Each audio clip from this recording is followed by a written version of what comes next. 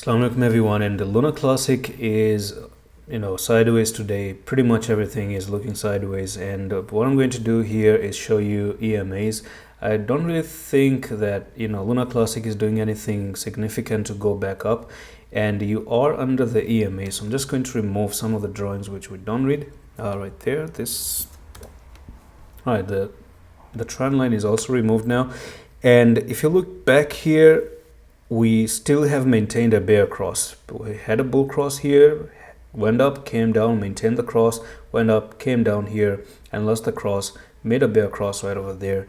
And ever since, you went down, you came back up, you went down, you came back up and got rejected, went up, you got rejected, rejection, went down again, pumped back up, and another rejection. So by default, if you consider what the next move is going to be, then it does look like you are going to continue to move a little bit lower, as long as you're not going to be breaking above 12,916. I've given you this before, that if you do come above 12,916, then you do have some good chances of even moving up to 17,000 from there. Okay, and then I think it will be a good idea to trade Luna Classic once it breaks above. But things are looking bad. Bitcoin is looking bad.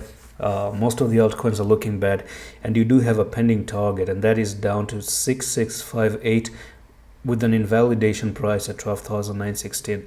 And that's all for this very quick update on Luna Classic. I'm going to see you the next one. Allah Hafiz.